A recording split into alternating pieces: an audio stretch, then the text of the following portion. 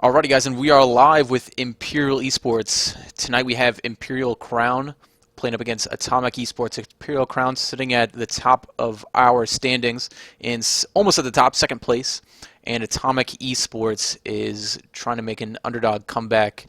Tonight's me, Blue, casting here with Luminiscus. How's it going, man? I'm doing fine. I'm excited to be casting this game.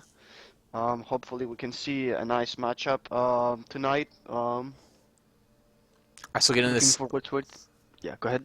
Oh, sorry about that. Getting into some of these bands, what do you think about? So, blue team right now we have is Imperial Crown. What do you think about some of their bands going in on this? So far is mostly target bans. We're seeing a Zac, so they got out disengage with Zac and offer a lot of engage in the early game, especially that he can put a lot of pressure, like maybe like offer a tower dive with a teleport from the top lane. So even if Zac dies, then he still has his passive.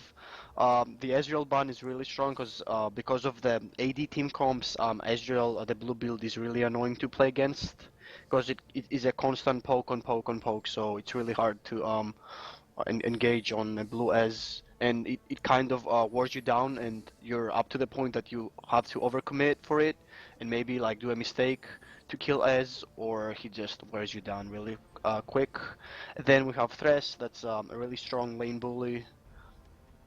That's it. It's target ban so far. Yeah, it seems like it. And then out of Atomic Esports, they got the Shen, Darius, and Soraka. Mainly just sort of overarching champs that are pretty good. They're trying to take out global pressure that Shen puts out. Darius, we've seen Merch play him, I think, in a couple games.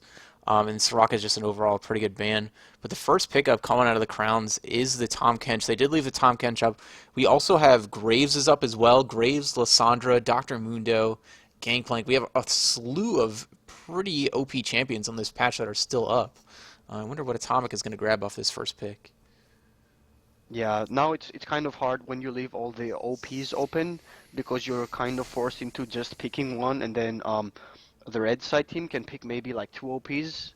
So giving up the Tom Kenji is also a flex pick, so we're gonna see it probably either on the top or bottom lane, but otherwise is a really strong one because you can just eat somebody while they get engaged on, and then just save the carry of the team.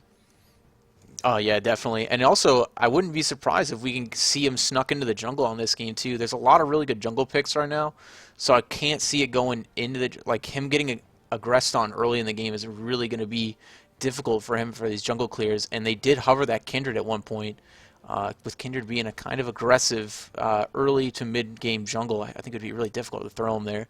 So you're probably right. I think we're going to see him here in the top lane. Yeah. And then now we see a Lucian and Rek'Sai, so a lot of early game pressure by Atomic. Lucian is a lane bull, he's a really strong because the games don't last as much anymore. So Lucian's early to mid game has come to the point that he's mostly like pick and ban also in the LCS. And Rek'Sai offers a lot of utility and early game pressure with having tunnels all over the map. So at one point you can be in the top side, and then you can ulti on your tunnels on the bottom side. So it's a really good pick. Yeah, definitely. And it's going to be interesting right here. Devly is one of the substitutes here for Atomic Esports. So I think we've already had him play a few matches with them. They don't exactly have a regular jungle right now, but it'll be interesting to see whether he decides to go for more of a tanky sort of Rek'Sai build, or if he goes for the damage build. I believe who was it? Somebody on I think it was Team Impulse or something this past weekend. They went for a full damage Rek'Sai. So It it'll be was a kind of Dardoch interesting. from Dardoch from Team Liquid. You're right. It was Dardoch. Yeah, yeah. Good call. And yeah, so it looks like the Crowns go for the Graves and the Trundle pick, which is really awesome because they left up the Mundo. So there's so many OPs left open. Now that they have like the super tank coming out of Tom Kench, they have the Trundle here to help melt down some of the resistances that Mundo brings. And now we're going to have this Graves in the jungle, which he's just going to tear through and get right into the Atomic's team. Yeah, so now that tells me that Graves is definitely going into the jungle, and we're going to see probably a Mundo top with a Trundle support. And even if now Rek'Sai goes into a tank mode and gets all of the resistances, Trundle can just soak up all of the resistances. So so far it's a great pick and ban phase coming out of Imperial Crown at the moment. Yeah, I think it was really uh, a good pick ban for them because they left so many of those high priority picks left open. It was just too much to choose from Atomic, but it was interesting that Atomic decided to go for none of the contested picks. Really, all three of the first picks coming out of the crowns are really OP champions on this patch. I wouldn't be surprised if they even do just pick up a Kindred here and throw them into the 80 carry role, since they do have really an all-around OP team comp. And really the range that they're getting out of their team, with Graves being a fairly close range 80 carry, Trundle being another sort of get in your face 80 carry, excuse me, and get in your face sort of support. They really are bringing a lot of melee damage, or like not melee damage, but really close range damage in their team. So it'll be interesting to see whether they pick something long range to lock somebody up, or something else to sort of get them in range, maybe a speed boost or something like that from a Janna.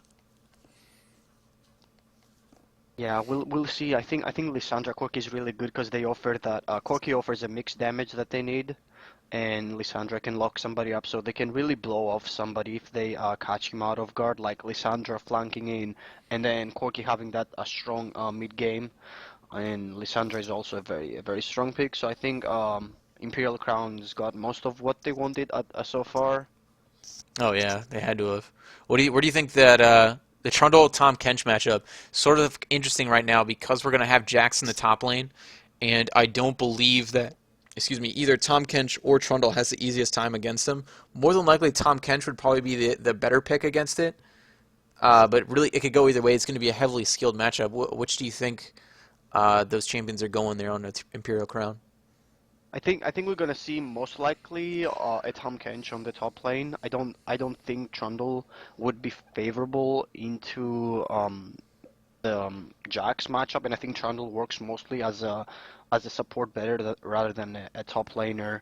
Also, like with the Trundle, if you're planning to go as a support, you're maxing your pillar as a first skill, so that way you have a lot of disengage and you can cut off the enemy team, which is exactly what you need to do for this squad. So I think Trundle is most likely going into the support role. No, it's an interesting pick and man phase from Atomic Esports, I think. Yeah, definitely. Really confused. I guess they're sticking the Lux in the mid lane. They have a whole lot of mid game damage. As soon as Jax gets one of his first items built, if he decides, more than likely he'll decide to go for Ginsu since that's sort of a flavor of the month. But we could still see a Triforce coming out of him. Once that Triforce is completed, along with the Essence Reaver coming out of Son of Fate's Lucian, we could definitely see a lot of damage here coming out of Atomic at around probably the 10 to 15 minute mark. Actually, maybe even a little bit later, probably uh, like 13 to 17 minute mark, I guess we'll put in that range, is really where their damage is going to spike. And it's about the same for Imperial Crown as well, except they have a whole lot more CC, and really, I think their damage spike is going to be a lot higher than Atomic's really is going to be. So, really an interesting picture after out of these guys. Yeah, Atomic Esports they have a little bit of everything. They have a little bit of split push with Jax. They have a strong like mid game power with like Lux and Lucian and Bard, and they have an early pressure with Rek'Sai. So they have to be really careful when they go into the match, so they don't get snowballed by Imperial Crown. Um, so let's say if a fight happens in bot lane and Tahm Kench and Jax both teleport into the lane, it will mostly benefit in the very early stages of the game the Tahm Kench, because he's more of an annoying pick, like to can eat somebody and run away, or they can CC somebody. But Jax needs a little bit of items to start rolling ahead, so they need to be careful on how they play the matchup. I think our Rek'Sai's focus should definitely be on the bot side of the map, so they can start snowballing the Lucian and the Bard, because they can set up a really nice gang against Trundle. Uh, that he's very immobile. Um, and then maybe they would have to also try and help out like Jax a little bit, like maybe put up a ward on the top side of the map, so they make sure that the Jax stays farmed up and he's safe from all the gank potential that Graves can offer. And maybe like Lissandra start roaming because she has Ignite, so I'm assuming she will probably play aggressive in lane, and she might look to roam after 6. And if Lissandra and Tom Kench can roam together, or with Graves, they have a lot of burst, so they should be really careful, and they need to have decent wards to actually make a play. Yeah, definitely. And with Graves' early game ganks, like you mentioned, with a lot of the early pressure that comes out of Rek'Sai, because really the Tunnel Unburrow combo is fairly mindless, and you don't really need a lot of items to get that CC off. Really, that's going to be where Graves falls behind a little bit. Is going to be within those first couple levels. He's still going to be power clearing the jungle fairly easily, but without a red buff and a fairly good gank set up, there's not going to be a whole lot he can do. But with all these laners that they have built around, with the Trundle, the Ice Pillar, the Ring of Frost coming out of Lissandra, as well as the tongue that's coming out of Tom Kench there in the top lane, they really do have a lot of tools in the kit in order to set up some of these really easy ganks coming out of Graves. So really all around, I got to give this comp to Imperial Crown. What do you think is going to be the win condition for Atomic Esports? How do they win this game? I think they need to have again the Jax. They need to provide enough vision for Jax so that he can stay safe in the laning phase, and he can get a lot of creeps. It doesn't necessarily mean Rek'Sai needs to gank the Jax, because it's really hard to kill a Tahm Kench, especially with the gray health. And if Graves is there, the gank could really backfire into them. So I think Rek'Sai just providing enough vision for Jax and clearing the vision that Tahm Kench is gonna put can maybe make him feel a little bit unsafe, so Tahm Kench can play a little bit more passively into the lane, is definitely going to help Jax. And I think Rek'Sai needs to put a lot of pressure on the bot side of the map, like where Lucian and Bard is. So if they get a good gank in the bot lane, if they can get that tower, then they can rotate to Jake, and maybe they can start, rotating top, and maybe have a lane swap with Jax, so that Jax can get the farm in the bot, and they can force Tahm Kench out of his tower, because the only way that Imperial Crown can wave clear is Lissandra by walking a little bit into mid-range, and maybe like a Graves coming in also, and in the very start Corki doesn't have decent wave clear, so they need to be careful on how they actually play the map. Definitely, I would agree. So here we go, guys. Getting into the game here, we have Game 1, Imperial Crown versus Atomic Esports. In the top lane on Imperial Crown, we have Merch on Tahm Kench, Pudu coming through the jungle on Graves, Ibis icing up the mid lane on Lissandra, and our duo bot is Master Dunzo and Sailor Venus on Corki and Trundle, respectively. And now for the Atomic Esports, we have Emlo22 on the top lane with Jax. We have Dunleavy on the jungle with Rek'Sai. We have C Bagran on Lux on the mid lane. We have Sinofate on Lucian on ADC, and his partner on the bot side of the map is Blues 809 with Bard. It's true. So far we see decent vision coming out from Atomic Esports. They ward their Reaver so they don't get invaded by Imperial Crown, which is really good. It's interesting that they have both Emwa as well as Seabag up here in the top lane. I was wondering, what are they trying to set up with maybe Lux grabbing Q first and maybe trying to get an early game kill? Because really, the early game is where Tahm Kench is one of the easiest to kill, especially like the first couple levels, probably up to like level 4 or 5. He's still a fairly easy target, but he doesn't really have many items built. So I wonder if they were going to try to do like a semi-invade with those two. Yeah, I think they were trying maybe to figure out if a lane swap could have happened. So they also need to start paying attention to where the lanes arrive late.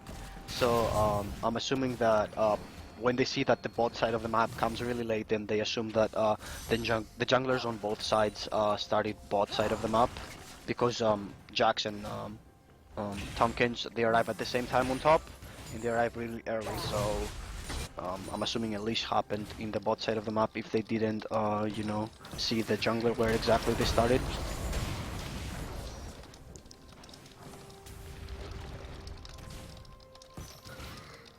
So kind of interesting coming out of these two teams. We in the top lane, both top laners decided to go with a corrupting potion start. Kind of interesting, since the Tahm Kench is going to be able to get those procs off fairly easily. uh, with the tongue lashing. So I'm not really sure what Jax is thinking. I'm guessing when they go for like an all-in sort of thing, that is when they're going to go for more of the corrupting potion damage, that the residual damage that comes off of it.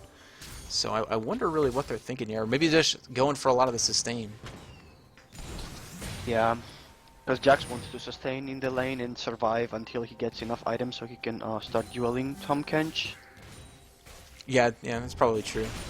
So already the CS is staying fairly even through just about everybody. So not really any clear comings ahead right now. We do already have some early aggression here in the bot lane. A really good Trundle Pillar set down. Pudu is already down in the bot lane on Graves. He didn't get the red buff slow onto blue, so he's going to be able to walk out of lane. But Cinefate walks out with one Trundle Bite before he does get out. And we see up here Blue's having to flash out of that. That's true, he did burn a flash. There is no summoners burned from the side of Crown. So pretty successful gank already out of Graves. He's staying even with Rek'Sai's farm. But we do see Rek'Sai looks like he could be. He's taken the Scuttle Crab there in the top lane. Could be looking to gank or do an invade. I think he's trying to secure the vision for Jax at the moment. True, yeah, he's just going to get the Scuttle Crab and walk away. A little bit of damage for him. So far, Sailor Venus has been pretty on point with these Ice Pillars. He's getting Blues in a really good spot in order to get the damage, in order for Corki to throw the damage down. Ooh, and a flash on Burrow there from Devlin. That was a really great play. But Seaback does miss the binding, gets locked up underneath the tunnel, but he gets the barrier and his shield down. And does that save his life? It does. Seaback walks away. Wow, that was a fantastic play. Yeah, I think they could have played it a little bit better with having maybe Rek'Sai tank the tower, but it still worked out for them pretty nicely. Yeah, really the hardest part was Seaback missed the binding afterwards. After they got the Unburrow off, he really should have gotten that binding off right after that was cast, but that's okay. They still came out with a kill, so it's a win in my book. Although all summoners down for both mid laners, and they do have the flash was also burned by Devly. Yeah, but we do have Pudu here coming down into the bot lane looking for something, but he does get the binding, cosmic binding there into the wall.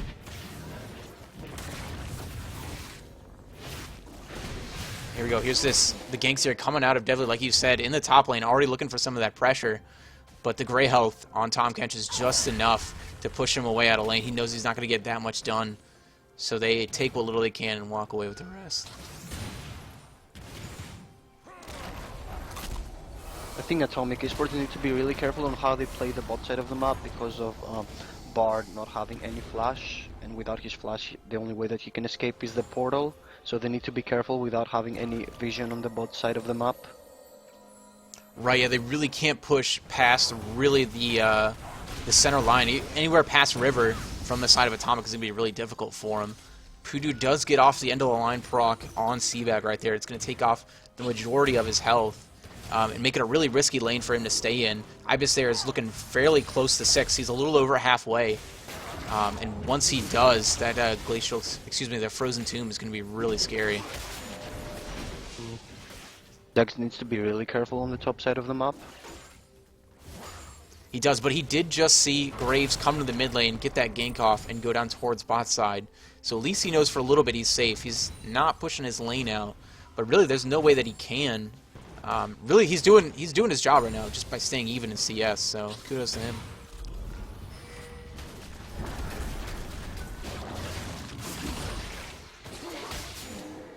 Looking at a pretty rough spot here. Tahm Kench had the 3 marks of the fish on him. Would have been just one bite right there and he would have been done. Yeah, that was a good escape by Emlo on the top side of the map.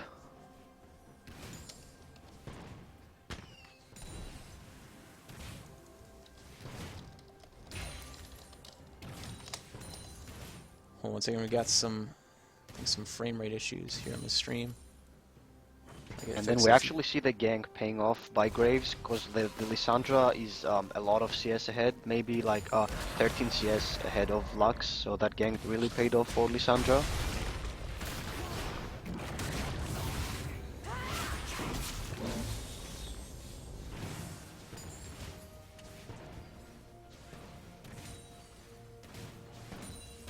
Sorry, you can go ahead and keep on talking. 1 second, guys. I'm working through some of these technical difficulties. Okay, so we see Rek'Sai coming in, and it helped a little bit Deluxe, but nothing too much to worry about. Lissandra can just escape with her glacial path, or she can bait the Rek'Sai tunnel with it.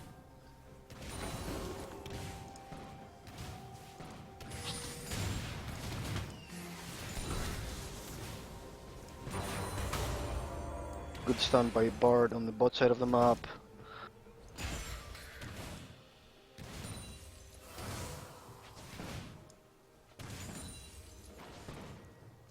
There we go. Jax going in for the Rage Blade first item because he picked up the pickaxe. Tom Kench is going probably what looks like a Sunfire Cape, so he looks to get a lot of armor coming in the early stage of the game. Yeah, it's kind of interesting that he's going to go for the Sunfire starting out when I feel like maybe a Frozen Heart would be a little bit better, getting him those cooldowns so he can go ahead and grab the Devourers, getting even more Devour pocket. But we do have some action here in the mid lane. Pudu gets everything down here on Seabag, but they did get the Frozen Tomb down on him, locked him up into mid lane, and that is just all she wrote. Taken out right there by Ibis. Great play. Great gank there from Imperial Crown and Pudu. Yeah, I think the only reason that he's going into Sunfire Cape is that when Jax gets the Rage Blade, he can push really easily into that, and he wants another way to push the lane. Definitely, we have the action coming in here, and we do have the special delivery here coming out of Master Dunzo, making an appearance here in top lane.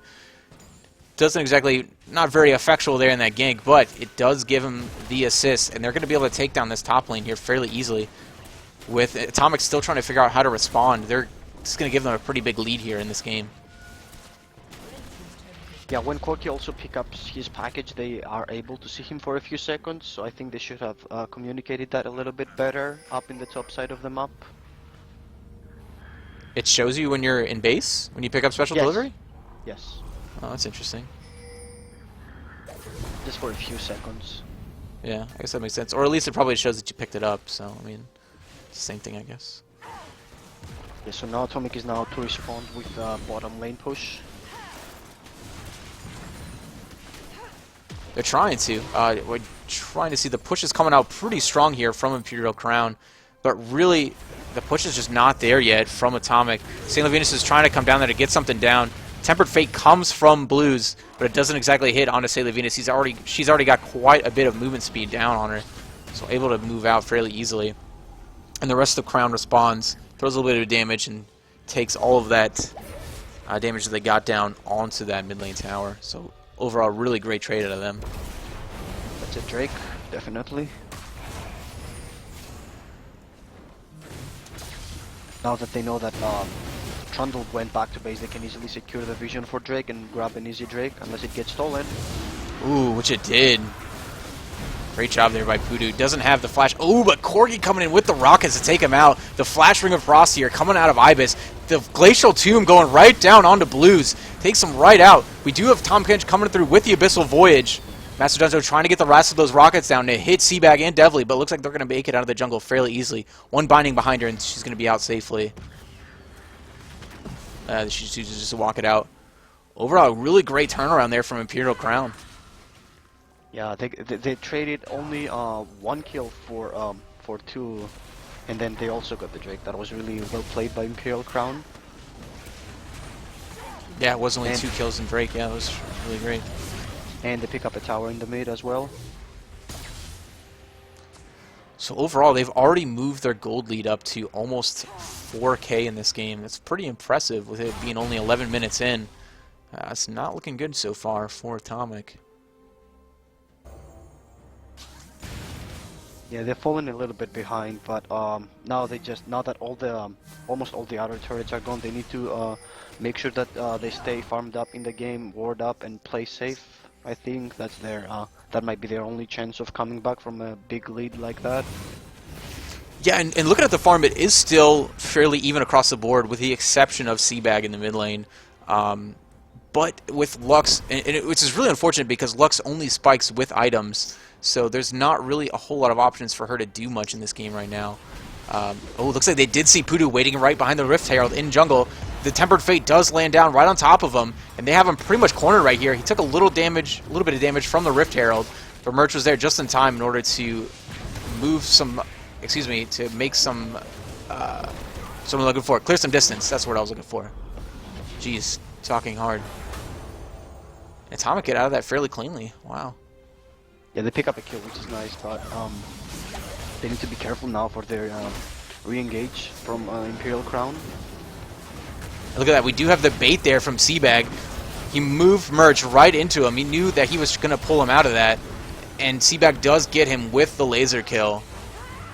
That was a great job. But we do now have Ibis sitting in the middle of these, the full team of Atomic.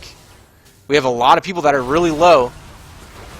Can't seem to find which target he wants to take out. He tried to get MLaw, wasn't able to. The Frozen Tomb goes onto himself. The Shard is able to hit Lux, but just not enough damage. He's not putting out that late game damage right now. He went for the Rod of Ages, which is going to be fairly weak without any stacks on it. And while we watch the top side of the map, bottom side of the map, Lucian got dived by the Imperial Crown bot side of the map, and they pick up a tower, so at the end, really good trade by Imperial Crown. Yeah, I believe they only lost, what, 2 right there? It was only Poodoo and Merch that went down, but they still held on to that tower, so overall, really favorable trade for him. Yeah, it was Tamkench and Graves going down. Right. Did Lucian go down there in the bot lane? Yes, With the Lucian dive? died because he got dived by Imperial Crown bottom lane. Yeah, really nice play. So they are going to go ahead and try to start the Rift Herald right here. It is warded, though, from Atomic Esports, so they're going to see them doing it. MLaw is really the only one close by, and there's not going to be much that he can do against both of these champions, so I assume they're just going to let this go uncontested. Yeah, and now that their only wave clear of Atomic Esports is Lux, this might be really rough for them since they pick up the Rift Herald so early in the game. Yeah, those heralded up minions are going to do a whole lot of damage here to this mid lane turret if they are able to move in right here, especially with Graves doing so much damage. It does look like they're actually going to use the buff for a whole lot of pushing. They have a whole, their team is mostly split around the map right now, so not a lot of very decisive pressure here coming out of Crown. But it looks like they're going to regroup and maybe try to use the last half of the buff in order to make something happen. Yeah, and Corki has his package also, so if they see an opportunity, they could also try to maybe do a dive in the mid lane, or whichever lane they choose to push with a Rift Herald. Right. But we do see here MLaw on the top lane going ahead and to go back, which is interesting since we see the majority of the members of Imperial Crown in the mid lane. He decides to not go with the split push, and he's going to go ahead and return to his team. It's really showing how scared right now Atomic Esports is of this Crown lineup. They let so many of these power picks through, and they know that. So they're taking this time and really respecting the push that can come out of them, and they're just not going to even let Jax do a split push thing in mid, or excuse me, in top lane. Right. So Jax jumping there made Corki to use his package, so the threat is gone now from Corki. That was really good by MLaw. Yeah, definitely. It was a good thing he had the special delivery right there, else I don't think he would have made it out. The normal Valkyrie from Corki is not quite out of the range of Jax's jump if he stays in line. Oh, especially if he doesn't do a full range Valkyrie. So it makes it pretty close. He's got to time that really well in order to get out of the Jax's counter-strike. Now we see a 4-1 by Imperial Crown. Or in the mid, and then Corki split pushing and almost killing Jax very early because he's really weak. Yeah, it's interesting that they're almost taking... Oh wow, we do have the Temper Fate goes, lands onto Lissandra, but we do have Poodoo was landed by the Cosmic Binding. Tamkench is very, very strong in these situations. He just picks up somebody and just walks away. Yeah, pretty much. That's really a lot of the strength of this pick coming in. Even though he does a lot of damage as an unstoppable tank, he's also just a built-in QSS for the Crowns. So just overall, really strong comp, and they're showing it right now. And Imperial Crown has set up really nicely because the top side of the map is pushing against Atomic Esports. They have mid pushed, and then they were also pushing really hard the bot side, so they have them cornered really nicely.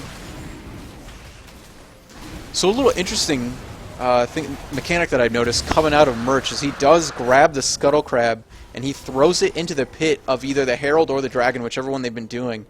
And when it's thrown in there with all the AoE damage and the knockback that comes from Pudu's Graves, they keep the Scuttle Crab in the pit while they're doing damage to it.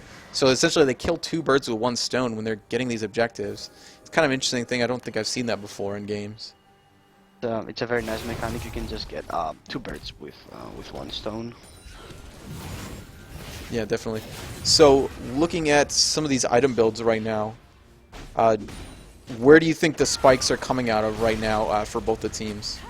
I think Corki has definitely his big power spike. He picked up a Triforce. Lissandra is still stacking up here a lot of ages, so she's coming really strong. She picked up a Seeker's Arm Guard, which means that she's really close to her Zonias, and if she gets her Zonias, then she's gonna be pretty much unkillable with both Frozen Tomb and their ulti. Yeah, and we saw a really good engage there coming in the mid lane. The Ice Pillar landed just in front of Seabag, and the Crowns were able to return with quite a bit of damage. We can already see that burst that's coming out of Corki. Really just that one Phosphorus Bomb and then auto attack afterwards is going to be devastating the majority of the squishy targets on Atomic. Yeah, and we still see like a very... engage. We have Tempered Fate, was able to land onto Ibis. The final spark does not land. He Frozen Tombs on himself just in time. We're going to have Cinefate try to get the majority of the calling down, but it does miss for the most part. And now we do have, it looks like the Imperial Crown are sort of split apart from each other. Venus is trying to get an engage here onto Blues, but it's really just the support battle. Or as the rest of the carries stay in mid lane. But we do have the collateral damage is not enough to finish off Seabag, and he moves out of lane with just a sliver. Yeah, but now their wave clear is gone, so they need to be really careful on how they can wave clear the tower. And bot side of the map is pushing, top side of the map is pushing, so really hard for Atomic eSports right now. A little blunder right there. Pudu tried to send his end of the line through the base gates. Not exactly going to work out for him. Maybe a new Graves player. Feels bad, man. Well, now Atomic eSports is in a really bad spot because all of their lanes are pushing and they only have Lux for a wave clear. Lucian has to walk into the creep, so it's really hard for them. It's a really tough situation. Right. So it's kind of interesting right here that Imperial Crown has played completely against this split push, and they're almost matching it. So they have one of the best split pushers on their team, Atomic does. But we've had Crown this whole game. They've had one person matching Jax the whole game. So he's had no chance to push a wave out and really get a split push going. He's been underneath this turret the whole time. And you see right here that he's even losing this trade to Tom Kench. Engage on the bot side a little bit. We do have Cinefate lands the majority of his calling onto Sailor Venus, but the Phosphorus Bomb does land, and that one auto attack does put him pretty low. We do have Ibis here roaming into the top lane, gets the Ring of Frost to lock up Seabag, but we did have the flash coming out from Emla, but he takes some of that residual damage from the Frozen Tomb that Ibis was able to throw down, and they really get a pretty easy kill there. Light Binding does land on a Merch, but he's pretty tanky at this point. He doesn't have that much MR, just one null magic mantle, but there's just enough for him to be able to walk out of that lane. Yeah, and there is so much pressure right now coming off Imperial Crown. They have most of the jungle exits warded, and they're pushing every lane with Graves and Corki. It's really hard now for Atomic eSports to come back.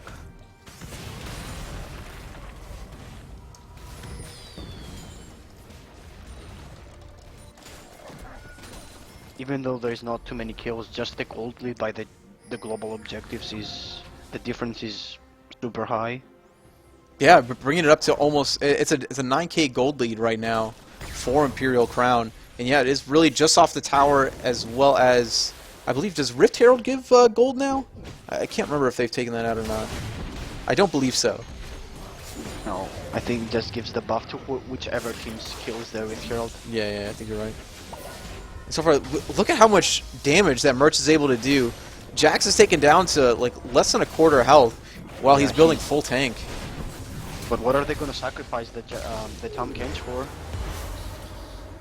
Right, we do still see the majority of the Crowns are mobilizing bot lane. They do end up losing Tahm Kench, but they did lose that inhibitor tower in bot lane, and it looks like they're going to be able to grab this inhibitor out of it as well. Not to mention the counter engage that's coming out of Imperial Crown. That special delivery comes through big, lands directly onto Seabag as well as Bard. And Dunzo is able to prioritize his targets perfectly, and he gets the kill there down onto Seabag. The exhaust by Sailor Venus was really crucial, so even though Lux hit most of her spells, she couldn't auto-attack Corki to proc up her passive, so that exhaust was really well played by Imperial Crown and Jax.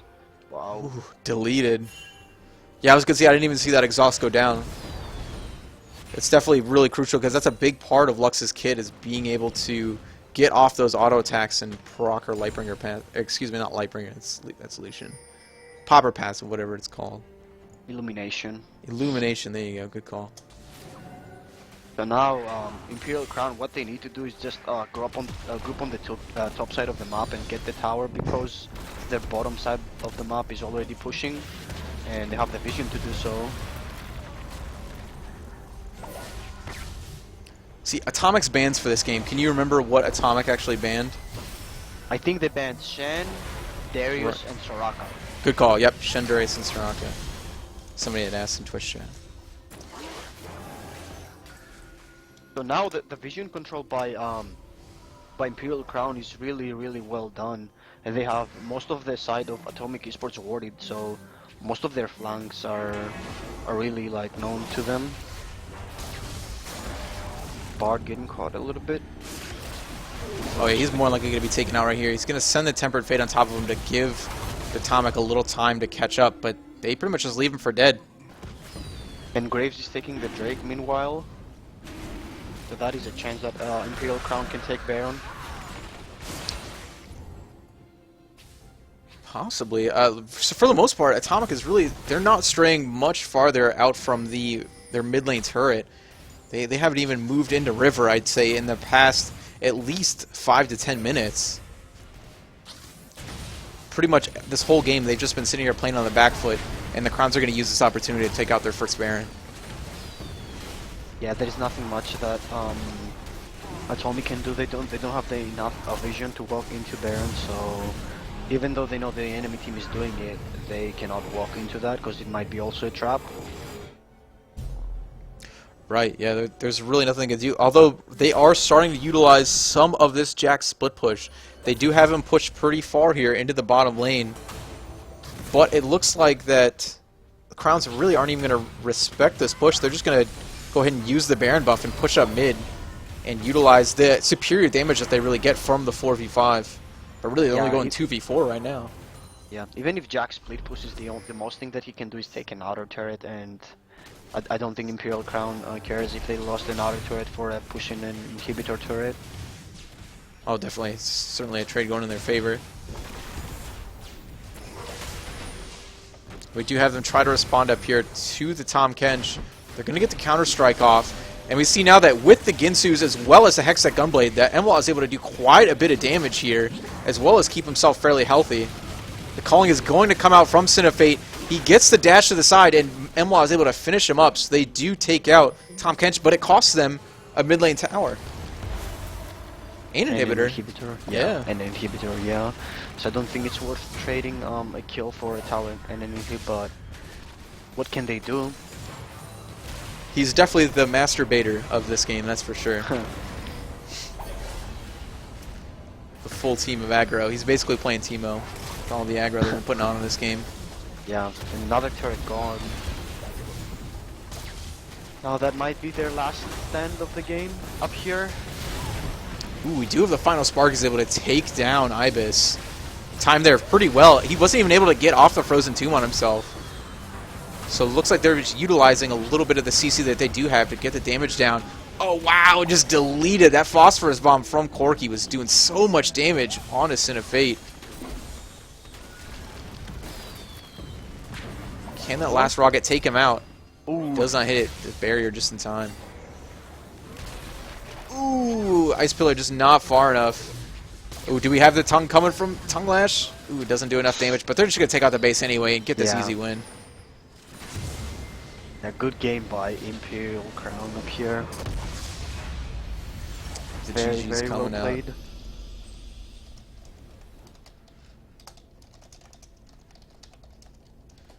So, looking at some of these end of game items, where do you think itemization wise, is there anything that Atomic could have done differently in order to make this game go more in their favor? Hmm. Build-wise, I think Rek'Sai should have definitely went for a tracker's knife and tried to set up more vision for their team because they were lacking a lot of vision. Uh, Plus her not grabbing a red trinket can really hurt them. Um, So I think Rek'Sai should have went for the tracker's knife, try to get more vision around their jungle, because it was really hard for them to walk into the jungle, and if they did, Imperial Crown would have responded really well for them, and maybe with a kill or two, so the game could have snowballed really harder than what it did. So I think Rek'Sai should have picked a sweeping lens and getting a tracker's knife just for the vision. Otherwise, I think their item builds, they didn't have enough time to get more items, so it was really rough for Atomic Esports. Oh, definitely. So looking at some of these damage charts that we have coming out right here, oddly enough, with Seabag being put behind for the majority of the game, he does end up doing the most damage from the side of Atomic Esports. It's really interesting considering how difficult it was for him and how little items he even had at the end. He really only had the Chalice, excuse me, the Unholy Grail, as well as a Blasting Wand finish, but that still was more damage than Lucian and the Jax was able to put out the whole game. So very interesting. He even put out more damage than the majority of the Crown players. Not even really the Corki was the only one that came close. Corki and the Graves from Crown. So pretty interesting that she was still able to do so well despite being so far behind. Yeah, I think it was because she landed most of her spells and the fact that I think Lax was most of the team fights that happened. They were trying to force by Atomic Esports, so that's why I think they had the most damage dealt in the game. Plus, it was a really low kill game as well, so that allowed also Lux to do a lot of damage in while they were having a little bit of team fights. Right, yeah.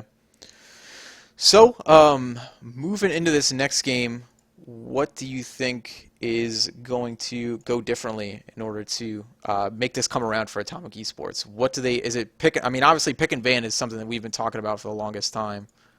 What do you think they changed in order to make it work? I think they definitely needed to take away the Tam Kench and just force like Imperial Crown to grab maybe one of the OPs and then they can trade that for another OP. So let's say for example you give up Lissandra, you can take away the Graves and the Trundle. So I'm not sure if Atomic Esports is going into the direction or more comfort picks rather than what is really OP at the moment. So I think they should. I think it didn't work for them like game one that they went for comfort picks. So if that's the case, then I think they need to start getting what's definitely really strong at the moment and try and getting as much as they can while they trade only one with Imperial Crown. Yeah, definitely. So hopefully this time they can contest some of those more overpowered picks. Really, I would like to see Pudu go on to more of a more reliable pick potential jungler. He's really good with the those flash on burrows that we saw earlier on in the game. It came out to it was a really profitable for luck. I believe they did get a kill. It was on top lane that they were able to at least get a lot of pressure down on the merch. And he showed in previous games that he does really well on it. But he's also played a really nasty Elise as well as Lee Sin. So I know that these early game junglers are something that he really excels on. So hopefully we see something like that out of him, as well as maybe a better tank there that we can get from merch. That the Jacks the split push they never really played towards the split push. The rotations were kind of subpar. So really that's something that we have to look for in this next game is do they decide to go for this semi split push comp, or can we just get a better team fight out of them? Yeah, I agree with you a lot. I think if they get the Jacks again, then they need to have a lot of focus in not giving as many global objectives as they did, because even though the game was really close to fairly about 25 minutes into the game, it was only like a 7 kills for Imperial Crown and a 4 kills for Atomic Esports. They had so much global gold from all the towers that they had. It was, I think, 6 towers to 0 towers, so at that point of time, Tom Kench could easily 1v1 Jack, so it didn't really work out for them. Right, right. So, what do you think? What do you think is going to come out of the crown here? So, in their first game, they were able to grab all these OP champions. I've seen them play once before, and they do run basically a similar comp to what they ran the first time. Obviously, with the substituting out of some of the more overpowered champions, but really they run a similar comp with the tank top laner. They run sort of a CC heavy mage in mid lane. But can we see some? What are they going to respond with? Basically, is what I'm trying to get. Once some of these OP champions are picked out. So I think first of all they need to decide on the first two picks that they get on what team comp that they are going to get. So I don't think they necessarily need to change their pick and ban phase. Their pick and ban phase they can keep it as it is, but what they need to be careful is what Atomic Esports grabs first if they gonna go for comfort picks or if they leave the OPs open. Because if they leave the OPs open, they can grab two at the same time now, not just the Tom Kench and then respond with a Graves Trundle. So on the first few picks, we're gonna see what team comp they're gonna decide. Are they gonna pick the Lulu? They can pick Alessandra as well. Again, I think it worked out for them, so we're gonna see. Yeah, Lulu would be a really good pick. I'm pretty sure I've seen an Ibis play that as well. But really, both these mid laners that really fits into their kit pretty well. And really, out of these bans so far, we already have that Tom Kench was already banned away. There was a really good call there coming out of Atomic. They just don't want to see that here in the next game. And certainly a good call by them. As well as the Malphite taken out. So really a lot of the heavy engage they want to stay away from. That they could sort of signal that they're going to get some of a maybe a back line with a whole lot of damage that they want to take somebody out in order to avoid that heavy engage. What do you Yeah, think? I think also the Malphite might take away like a Jax counter as well. Um, because if the Malphite rushes a Frozen Heart with maxing his ground slam, it's gonna be really hard for the Jax to split push again. So they might be telling us that they could also grab like a Jax on the top lane or a jungle like Jax so they can split push and try maybe split pushing again. So I'm not quite sure what the Malphite was, if it was more of a target ban or if they have something in their mind. Split push again? Man, that would it'd be an interesting pickup since like I just said they really didn't play towards it well in the first game, but they are able to pick up the Graves first pick. So we're gonna see. Graves is a really good flex pick here, even with it being such an overpowered champion. It works so well into the top as well as the jungle, and I mean even if you can play it well enough, it can work as an AD carry. Obviously not the best pickup, but there's still a lot left open. We still see that Dr. Mundo's left open. We still have a Fiora pick. We have Lysandra, Kindred. There's so many high priority champions picked out. Where do you think that crown goes with this one? I think Crowd could have picked Lysandra and Trundle. It really worked for them last game, so they could still both be flexed picks. So I think like both of them getting picked up removes the threat from Imperial. So but they go for Mundo and Rek'Sai. Hmm. Interesting. So it's going to be a really good lane bully in the throughout the game with Merch on the Dr. Mundo, and Pudu is able. He definitely excels on Rek'Sai as well. So I could definitely see that coming through and paying off for them. But that does leave the Trundle left open. However, Trundle is still sort of a pick that has to be able to transition in the late game in order to steal all those stats off of Dr. Mundo, not to mention the synergy that the team has to have in order to focus the target while his ultimate is down. So really, the picks that are going to come out of here from Atomic are really going to spell how this game is going to go. It looks like they're hovering the Syndra, which I heard earlier from Swifter that Blues is sort of a Janna main. So it'll be interesting. They already have a lot of melee damage coming up, but with a lot of gap close, wonder where they're going to go with this. And they lock in a Sejuani and Janna. Interesting pickup. Yeah, Janna doesn't synergize as much as well with Sejuani because Janna splits the enemy team and then Sejuani wants the enemy team to be grouped, so I'm not quite sure where these two synergize well. I could definitely see a Sejuani with a Trundle working really well because you can steal the stats from a Mundo and then have Sejuani ult Mundo and then just like maybe have Graves like with the AD carry in the mid like blow him up. So I think maybe what they're looking for with these next picks, they could for their 80 carry, they could go for maybe a less mobile pick. With the Sejuani picked up, that's leading towards more of a team fight wombo. They could send out that Glacial Prison and maybe have a Jinx and 80 carry, or even more likely a Misfortune coming out. So with the Janna, it brings in a lot of protection for the 80 carry, allowing you to pick up some of the more immobile ones. So I could definitely see maybe a Jinx or a Misfortune here coming out of the side of Atomic. Yeah, and maybe like have an Orianna mid as well to work really well with a Sejuani combo. Yeah, exactly. That would give them, since they do have, with Graves being a lot of like mid-range damage, that does still kind of speak to that as well. But they are going to hover the Trundle right here, so it looks like they might actually see a Graves 80 carry. It's definitely a possibility here in this game. Yes, we could still see a Graves AD carry. Um, I'm not how well will that go against a Lucian Morgana lane if it's a Morgana support. It's gonna be really, really rough for them.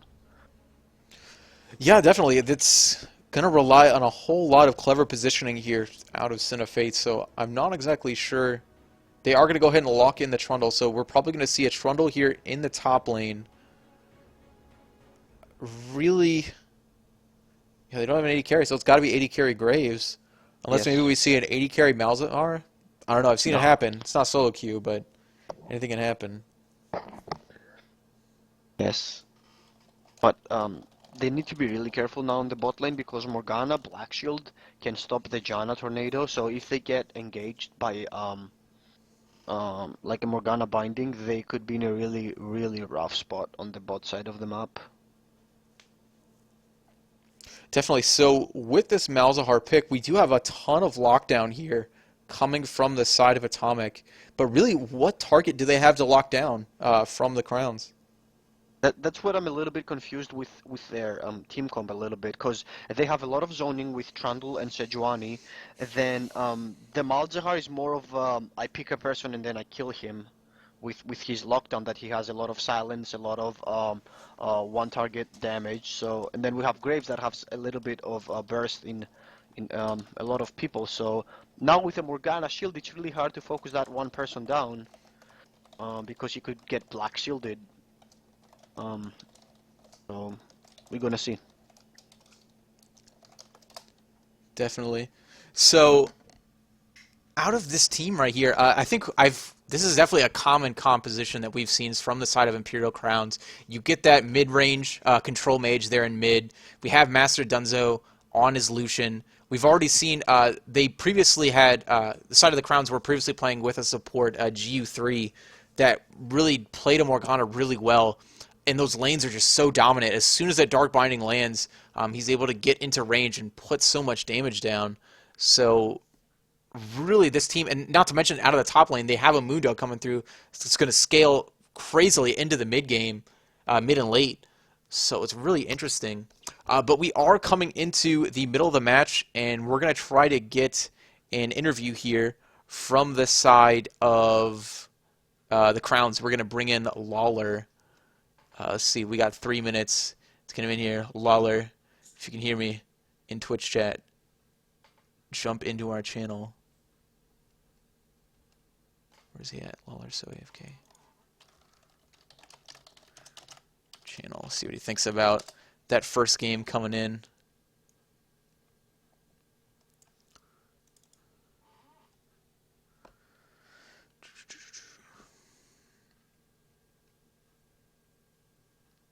It's almost like we coordinated this or something. Oh, password. I'm gonna give that to everybody. Uh,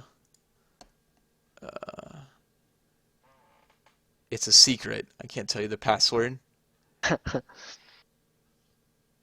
Uh, whatever. There it is. I'll change it after the game. Everybody saw. User joined your channel.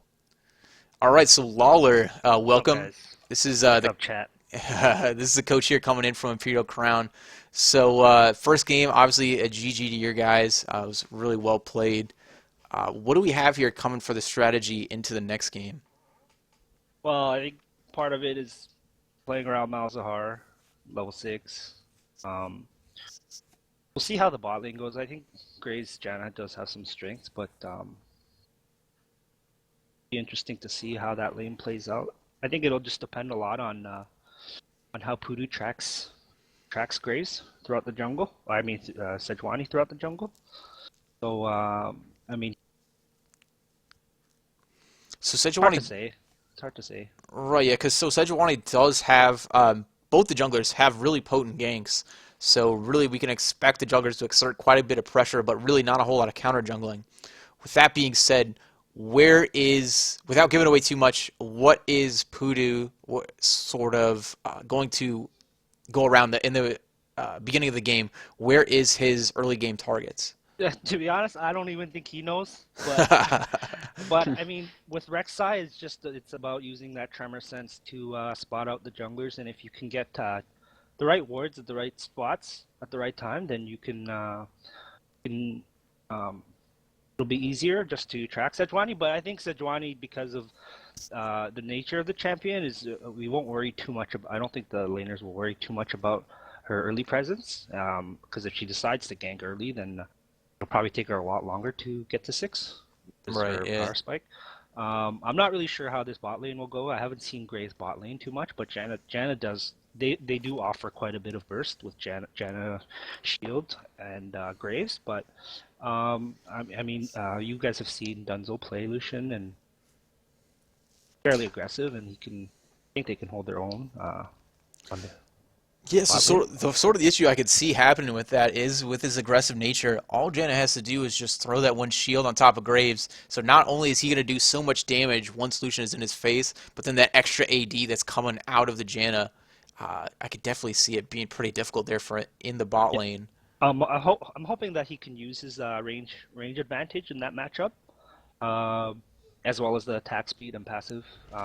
Also, if Morgana lands behind level 2, it changes the selection of the lane, the laning phase. So it really is up to Pudu, and I mean, it's funny because our team, Dunzo actually does a lot of the shot calling, which is not very usual for most teams.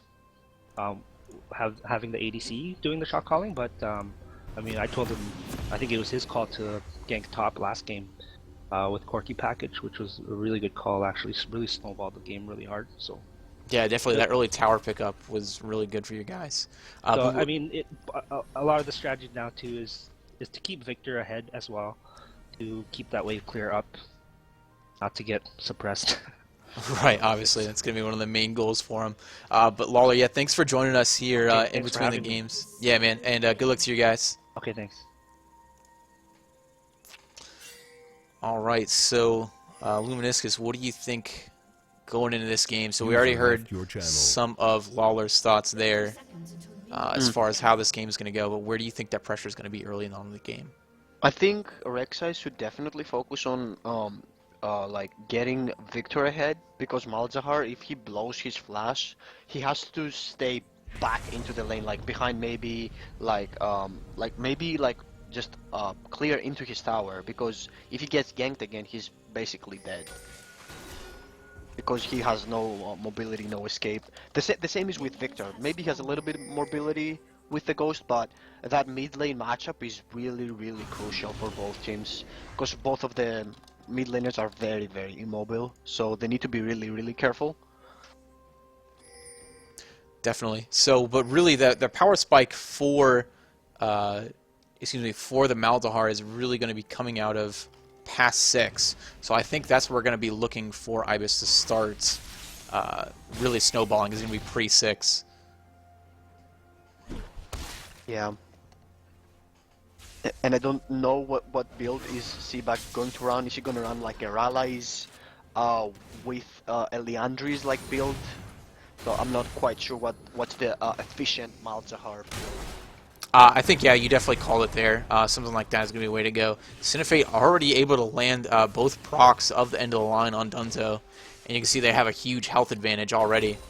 The biggest problem, though, with the Graves 80 carry, I'm sure you've already... Actually, it really hasn't shown it at all yet. But because he does only have those 2 shots in, it's really difficult to time off the CSing in lane. A lot of times, there's a lot of CS that could possibly come up for kills at the same time. So, especially with it being blocked out by other creeps, it's kind of difficult to farm in lane. But you can see he's already got an advantage over Dunzo just by the pure damage he's able to exert. Yeah. And then they also need to be careful because Graves is like of a Tristana. He's auto-pushing the lane when he hits a lot of creeps together. So, it's already 3 minutes and they're really far ahead push, so they need to be really careful.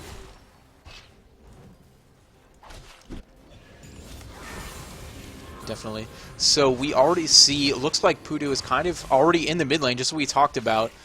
Because Seabag has already have it pushed up here, he could look to come in for a gank, and we do have him unburrowing here into mid. He's already got the proc off on him. The death ray was landed, so pretty much all the damage that they needed to land onto Seabag. Burns his flash, and a successful gank here already from Imperial Crown. Yeah, just as we talked about, and then he comes again, so... Yeah, it's gonna be really rough now for Seabag in the mid lane.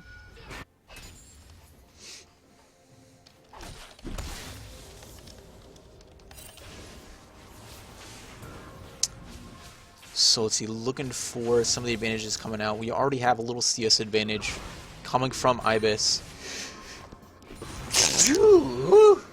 Bless you.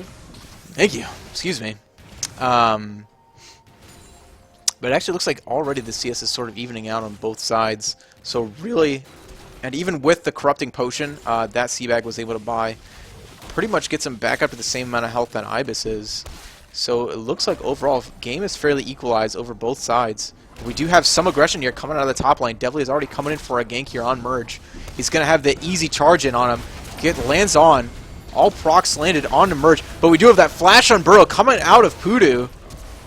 Is able to get up into the top lane just in time. The Infected Cleaver misses! Is he going to be able to get in range in time? No. Scumbag cameraman moved away just as all the excitement built up. Ooh, Infected Cleaver lands! He does get the Prey Seeker. He does not land with the tunnel on top of him.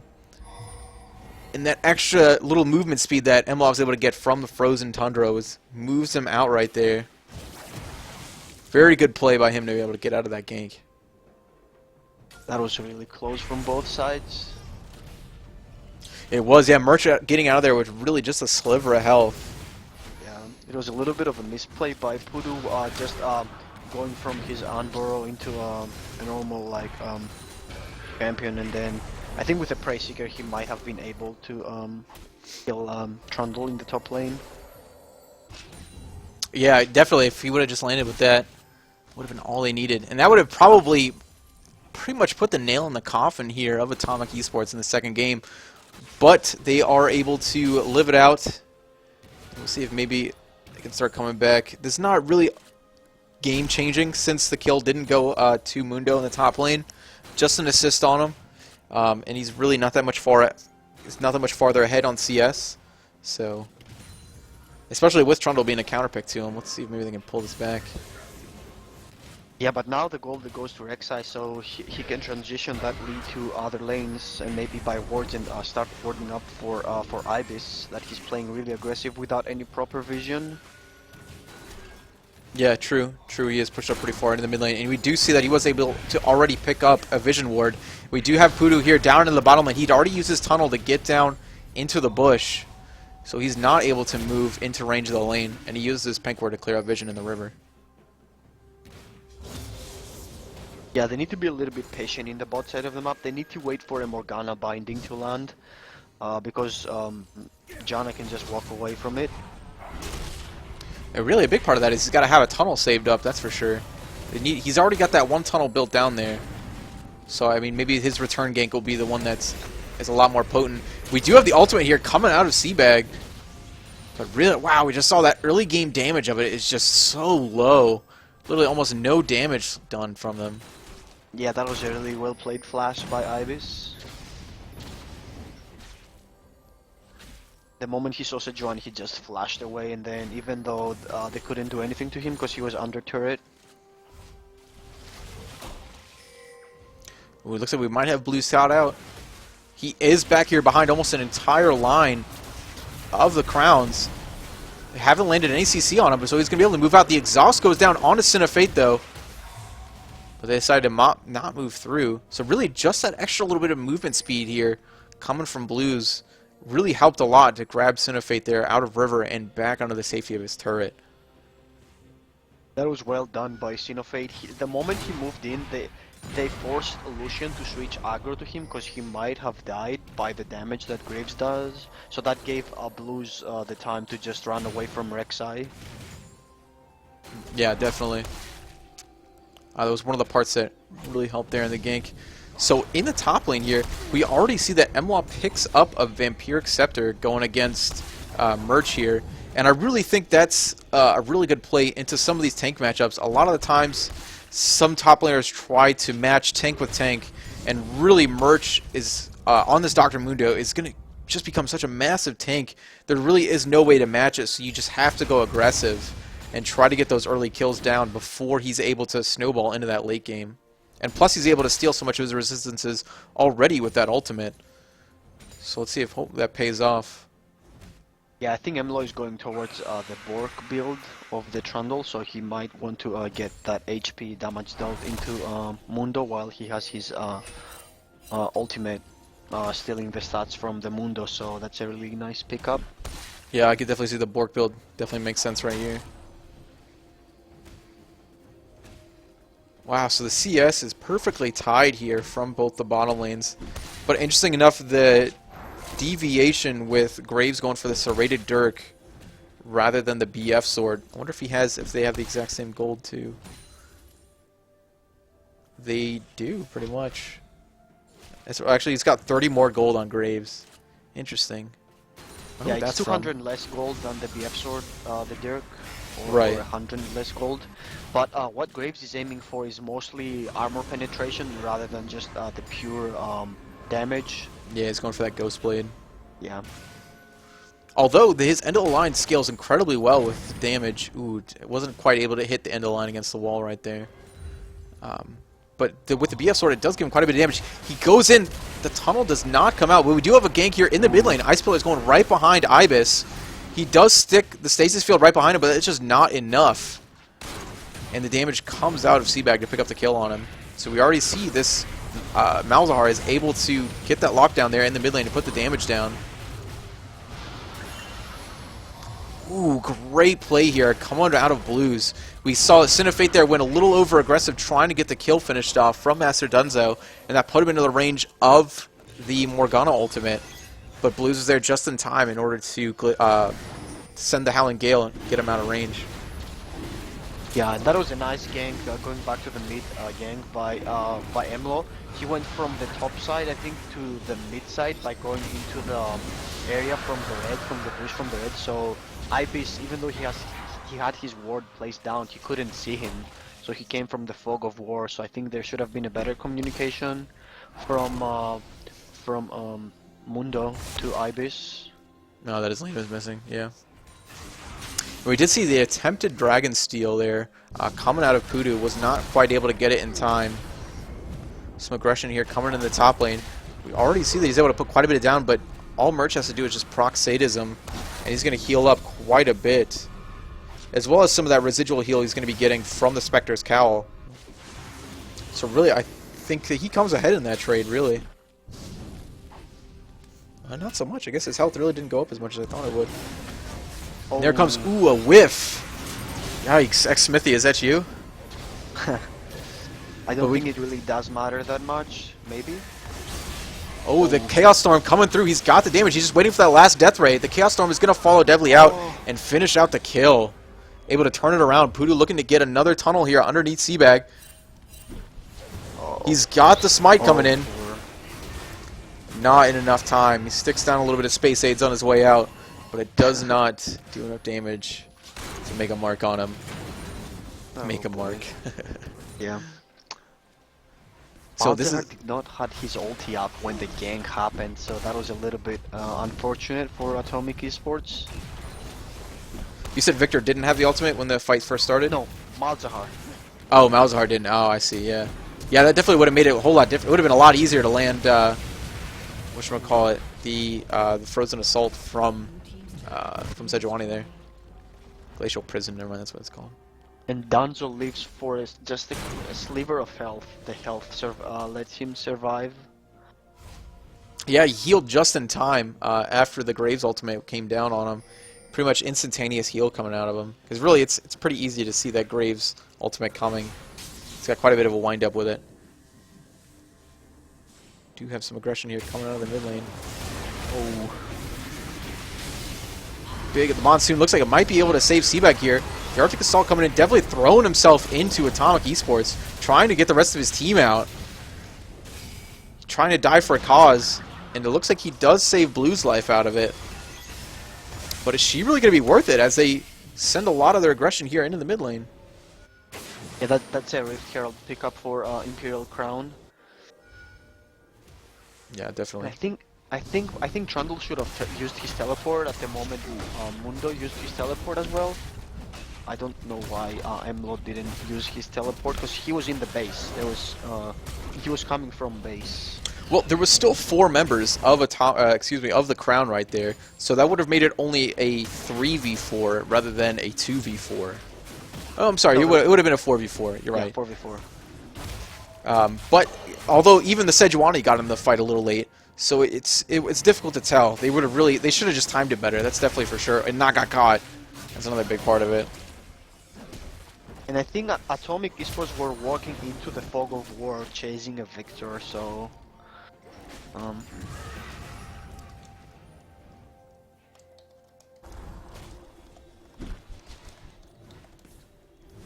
again, the game is a little bit now going a little bit too fast for them. They should have just waited patiently a little bit, like what was going on for the first 10 minutes.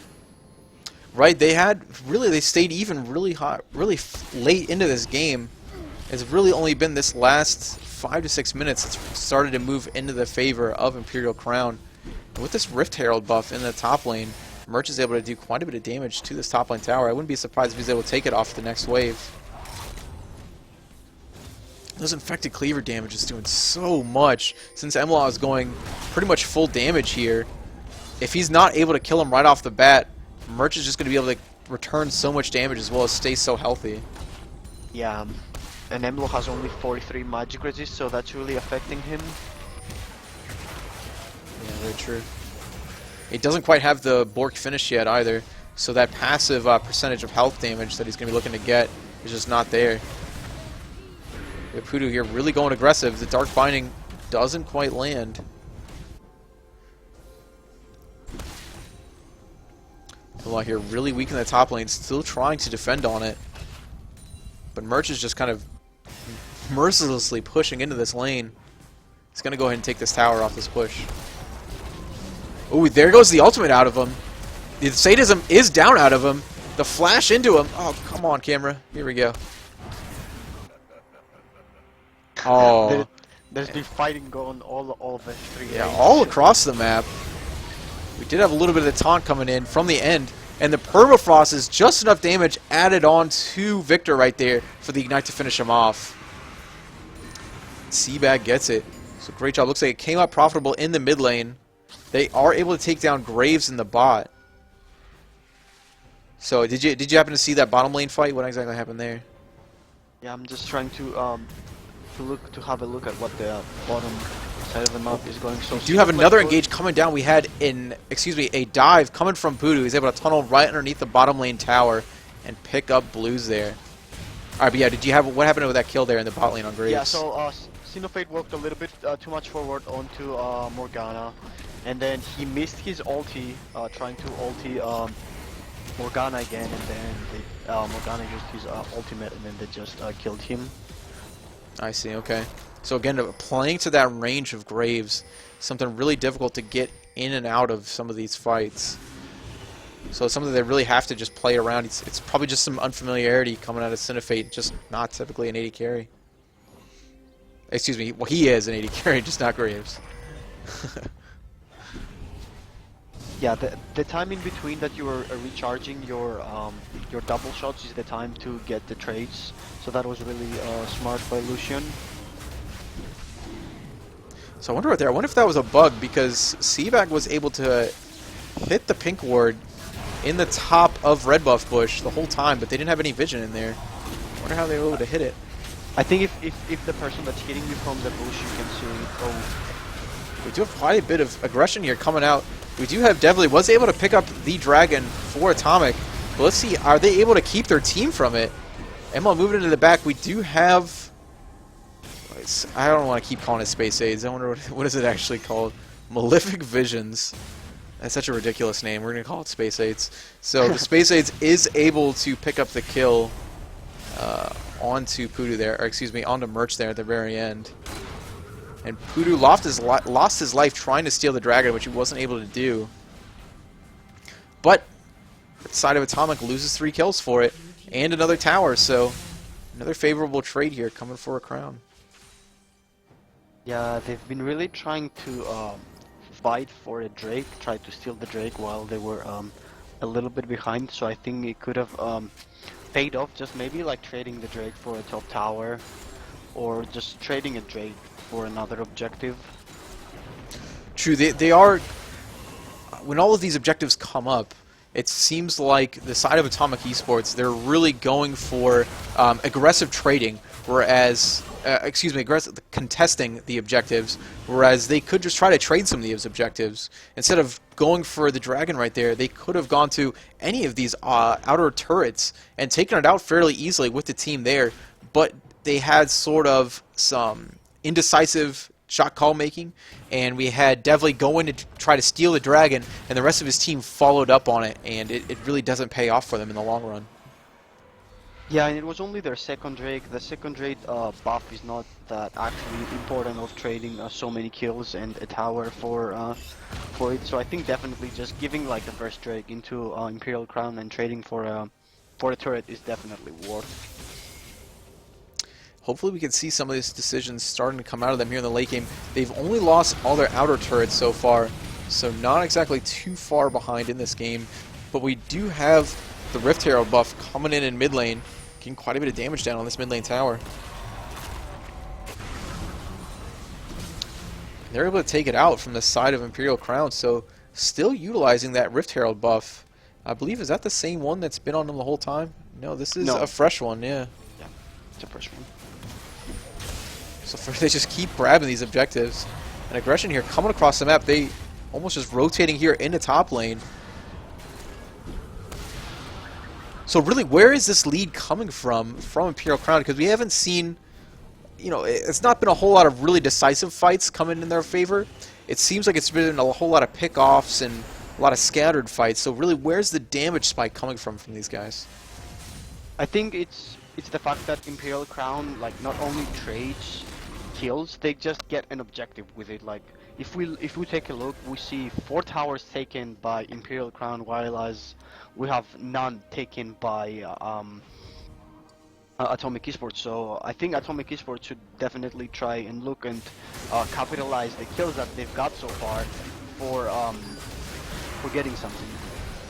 True, I do have Pudu going here a little aggressive onto Cinefate's Graves. And just go quite for being tank Rek'Sai, he gets quite a bit of damage down on him. Takes him down to half health, but he's not able to trade favorably. Ghost used by Ibis. I don't know exactly what was going on there, but I think that was a little bit of miscommunication by Imperial Crown. Yeah, I think he was trying to get in range. It was probably one of those, you know, yo, I'm in mid lane, coming from the mid laner, but he really wasn't. We saw that last week. I think somebody in Twitch chat, I don't know who got baited by their mid laner last week. I think it might have been Clannon. But it was real funny.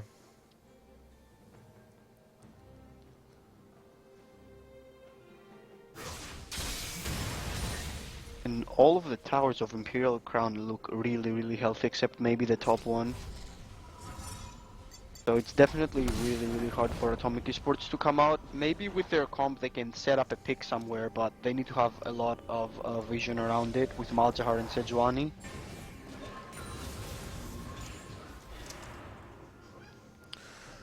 Right, so we already have the Leandries is coming out of Malzahar right now, so he's able to get quite a bit of damage down in these fights if he's able to get a couple procs and Malefic Visions down. You have Pudu again going aggressive on a Sin of Fate. He's coming out favorably in these damage trades. Yeah, it does sort of force him out of mid lane. The Death Ray coming in lands both procs on his Sin of Fate. The Rylai's is slowing him down. Ibis decides to not pursue it. And Malzahar is going for the Morellonomicon to stop the Mundo from extra healing. Right, yeah, pretty much an essential pickup. I mean, it's already pretty much a great buy coming on Malzahar, but just the fact that there is a Mundo in this game makes it all that much more contested.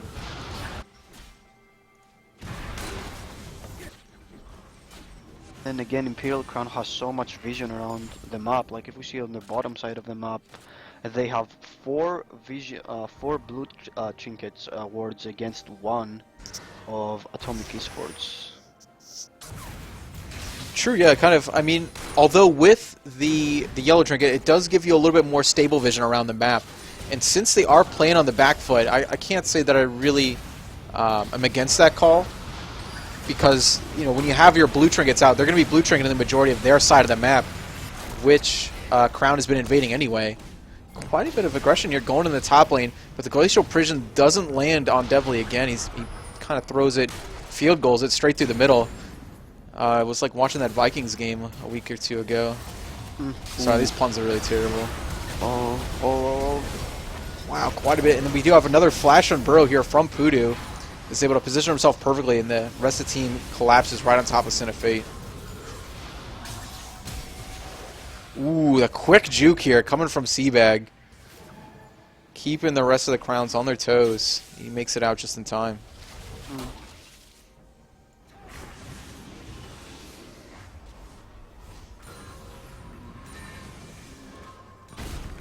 I think Atomic Esports really need to start picking up wards from Sejuani as well. I think Downliving definitely needs to pick up a sweeping lens and Sidestone to start warding up their vision, because right now they can't walk into any side of their jungle. So yeah, looking at some of the vision coming out of the map, so even with those yellow trinkets being more of a stable set of vision for him, I think I only see, what, 4 wards coming out of the side of Atomic Esports here? Yeah, you're right. 4 wards. 4 wards, and we have... This is unknown. It doesn't tell me the wards placed. That's interesting. So I can't tell who placed which wards. Maybe I can. Yeah, we can, okay. So it says the totems are there. So I think the majority of the wards are probably... Looks like none of them are coming out of Janna, though, actually. So Blue's kind of slacking here on some of his vision. Pretty much all of it just coming from the blue trinkets here on the side of Atomic. Whereas we have pretty much like a full line of vision here going across the river for all the Crowns. Ooh, that Dark Binding just barely missing there on the Blues. The calling is going to land, but the Monsoon is not there in time to push Dunzo back. So he does get pretty much a full amount of damage down onto... Blues' Janna. That could be another possible Baron for Imperial Crown up here. They're looking towards it. They do have Emlock kind of stuck down here in the bot lane. Both teleports are up on both sides. So at any point, if we do have the possibility of Merch trying to teleport, if they do try to engage on that Baron, and having Emlock stop it with the Frozen Pillar, it'll be interesting to see what happens.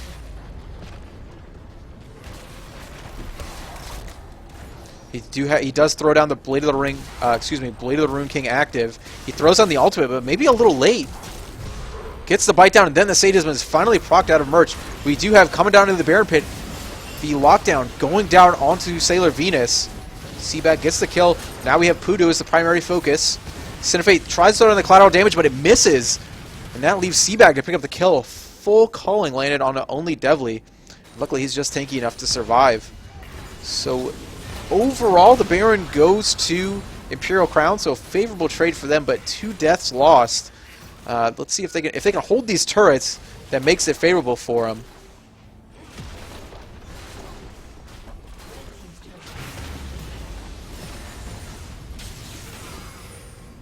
Jump in whenever you like. A little bit overstay there in the Baron pit by Imperial Crown, but overall the Baron is, unless at least one person has the Baron, it's still a favorable trade for them. But since they have it on 3 targets, they can have Mundo split pushing against Trundle with the Baron creep, so he can outpush Trundle, and then they can have everybody grouped up in one lane, and then they can just push that lane down. Right, exactly. So they've pretty much gone with a similar strategy this game on the side of Atomic. They have had Emla pretty much split pushing the majority of the time.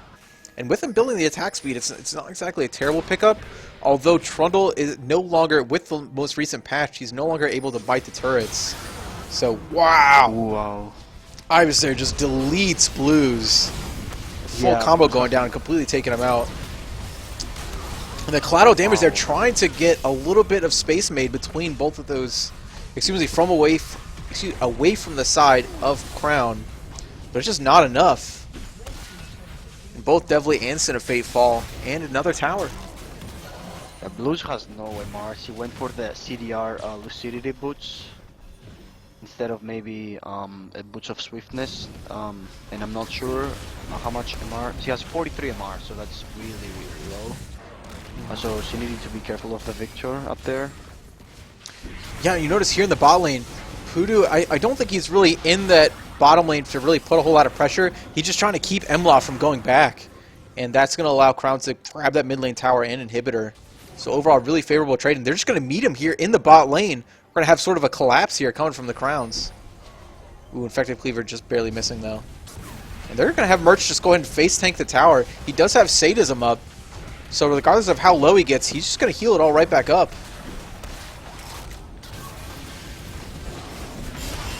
Ooh, Glacial Prison landing on all 5 members of Imperial Crown, but we're missing all the damage dealers from Atomic eSports. The Monsoon keeping most of the members alive, still trying to find that spot to engage on. We finally have Seabag here into the fight. Looking for, he's got the ultimate down onto Dunzo. Not quite enough damage, and collateral damage misses a lot of the targets. Ooh. Mundo dead. Mundo taken out, so this is going to be Atomic Crown pretty much on the back foot for the rest of this. We see that Trundle pick really coming in clutch right there, able to take out all those resistances, but not able to get in range to finish this out. There goes the others. Top side of the map is pushing, and mid is pushing, so they need to be careful up here. Yeah, so another time where Crown is really just, this is all working in their favor. They're moving around, and we do have Seaback coming around the side. Gets the Malefic Visions down as well as the Q.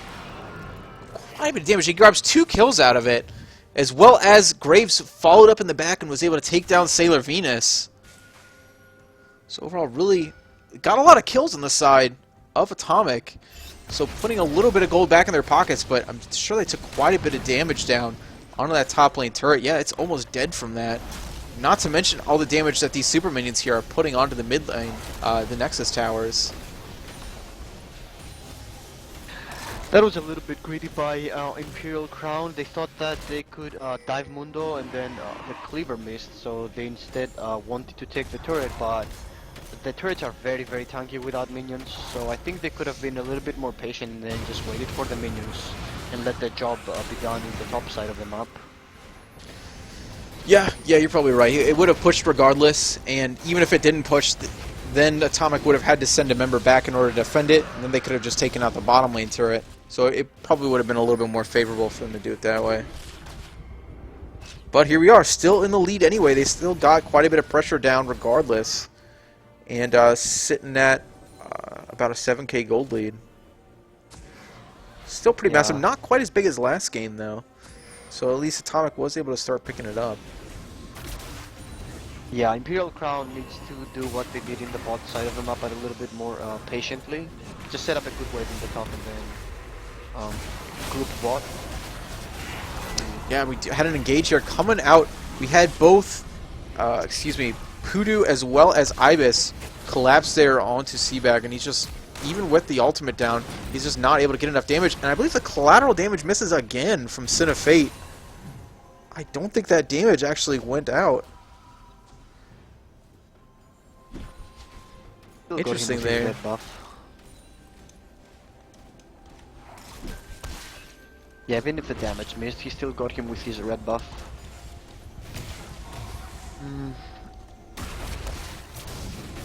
If Atomic Esports can hold out their turrets and have another good fight, they can definitely come back from this game. Definitely, especially with all the attack speed that they have with Emlaw. They haven't created enough pressure on the map in order to get these down. The Glacial Prison does land there onto Pudu just as he goes into the tunnel. Ooh, definitely with a nice flash Arctic Assault. Quite a bit of damage down. They are able to take down Master Dunzo, but Merch is just going to try to kite them around. He's not able to do it successfully. So it looks like we do have Imperial Crown on the back foot right now. A lot of flashes coming through. The Chaos Storm, he does have Rylite, so that Chaos Storm is keeping them back right there.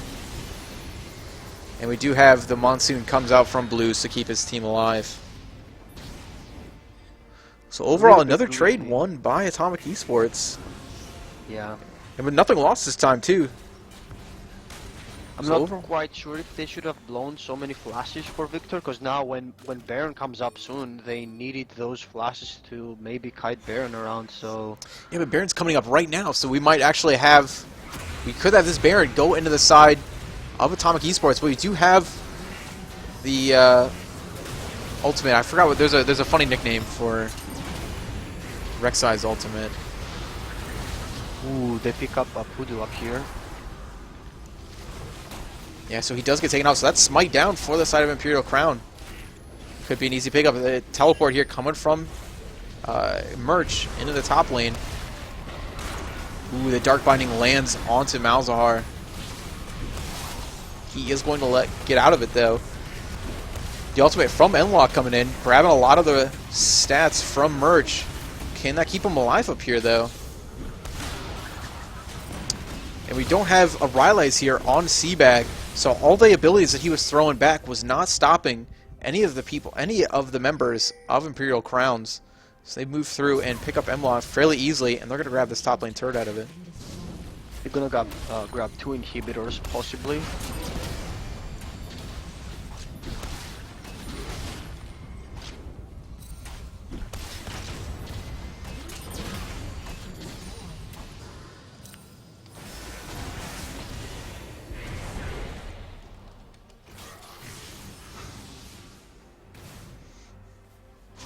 So now here with... Okay, we're going to have a little bit of a lull here. I don't think they're actually going to go for Baron. The Crowns are right this moment. So what does Atomic Esports have to start doing to get themselves back into this game? Because we only have 1 inhibitor turret down. It's certainly not game over yet. So where do they... Oh, is this Baron? Is that what puts them ahead? It's gonna be really risky, because Mundo can collapse on them. But we do have Mundo's teleport is down. Oh, but he's already there in position. So a lot of low members on the side of Atomic Esports. And with the Baron at about half health, Pudu decides to go in and finish it off for herself.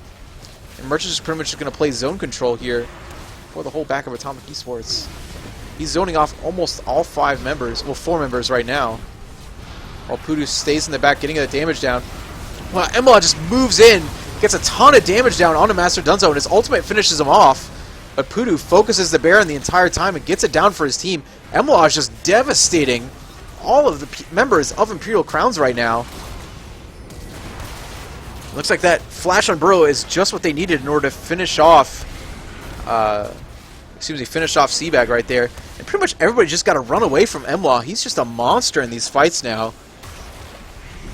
Hopefully, they're trying to figure out if all the CC can finish him off, and they can. Perfectly rotating out all the targets right there onto Emlaw, and they're able to finally finish him off. That could finish up the game, I think. With the Baron buff and the creeps that are already pushing mid, that could be an end game. Oh yeah, that's certainly it. Yeah. Both Nexus towers, only the Nexus left. But we do have some members coming up here fairly shortly. Blues gets him off the turret. Cinefate is about to be up. Oh yeah, that's way too much damage. Yeah, this is almost certainly game over. And we have a GG. GG coming in. Great job to Imperial Crowns, leading them to a 2-0 victory tonight against Atomic Esports. So from that game, where do you think was some of the blunders that came out of Atomic Esports that really set them behind? What was the sort of the straw that broke the camel's back here? I think they didn't capitalize their lead on mid. And then getting ganked mid also hurt them a little bit. So I think what could have been done better is Seaback should have played a little bit more defensive and just waited for the Sejuani ganks to start getting rolled over and over again. Um, and I think they should have pushed their advantages over something like they got some kills, but they didn't have the chance to push their advantages into something. So like their bot side was winning in the early stage of the game, so they could have had Sejuani or maybe like Trundle roam up in the bot side and then get the turret and then just get something from the lead that you have in the bot side of the map or mid after Sejuani ganked. Victor. So they got some kills, but they didn't transition as they should have done those kills, and that led Imperial Crown just capitalizing on turrets over and over and over User again. joined your channel. So that's what gave Imperial Crown, in my opinion, the lead. Definitely. So we have Cinefate here from Atomic Esports, the 80 carry slash coach slash analyst slash, I guess you do pretty much everything on the team, huh? So, Yep, yep. so what exactly, what happened there in those two games? What do you feel like was the main spot where you guys, we just got a little bit of Luminiscus idea of what went wrong, but what happened there in that second game that really started to put you guys behind? Well, a lot of Poodoos, just constant pressure all over the map, really screwed us over that game. And then just Merch taking control of the top lane and moving that across the map, constantly having pressure mid lane, also screwed us. So, Definitely a and big then part. they kind of just lulled us into kind of a we're creeping back into our own base while we farm.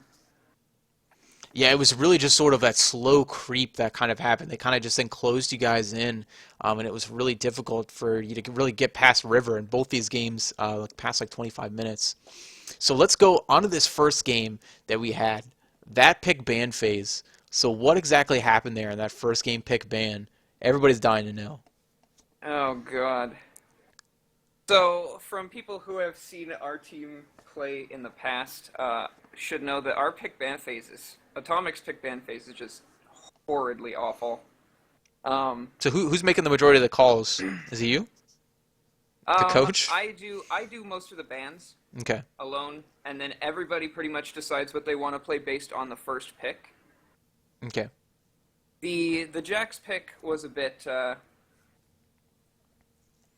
It's not really something that MLOT plays, but it's something that we definitely did not want Merch playing. Okay, yeah, fair enough. Were you guys going for that split push right there? Was that the idea for it? More or less, it was something that wouldn't be easily defeated if someone was to try to go and 1v1 him. I know that our Lux pick was definitely one of our priorities. It's something Seabag's comfortable on. And then they just kept banning Ezreal away from us, which we wanted to play. Oh, really? That's what you're going for? Interesting.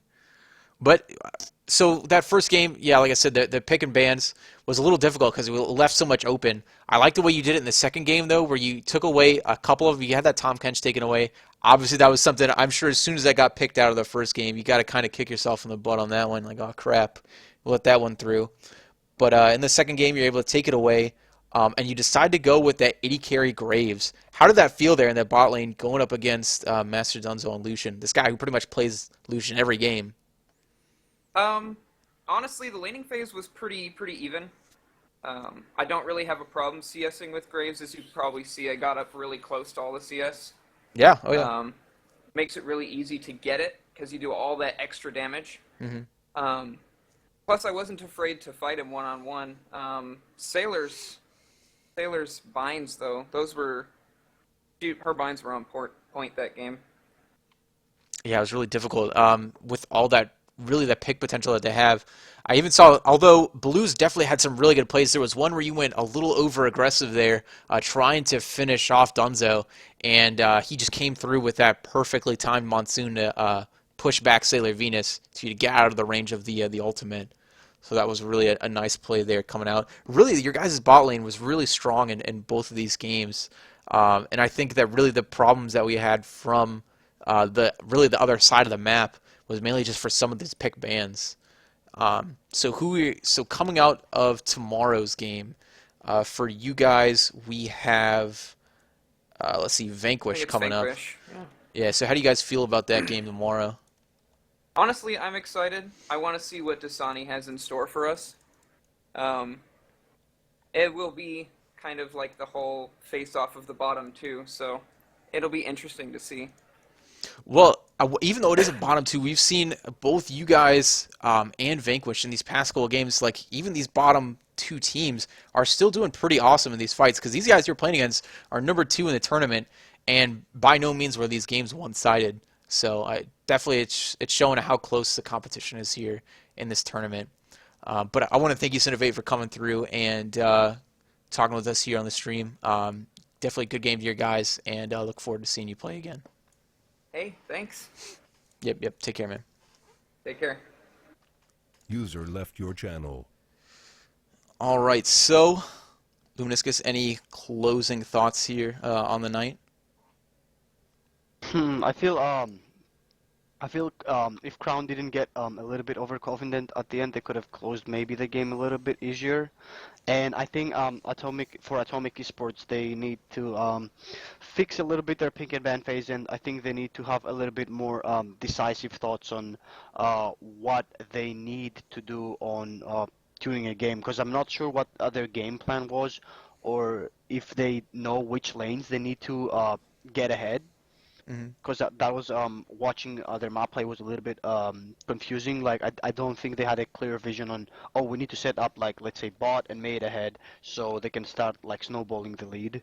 So I'm excited. I'm hoping that they can start picking up more of these. And for Imperial Crown, they should know when to pull out the trigger, because they're playing them up really well. But if they get a little bit confident, like if that was another team, they could have taken advantage of that and they could have turned the game around. Right.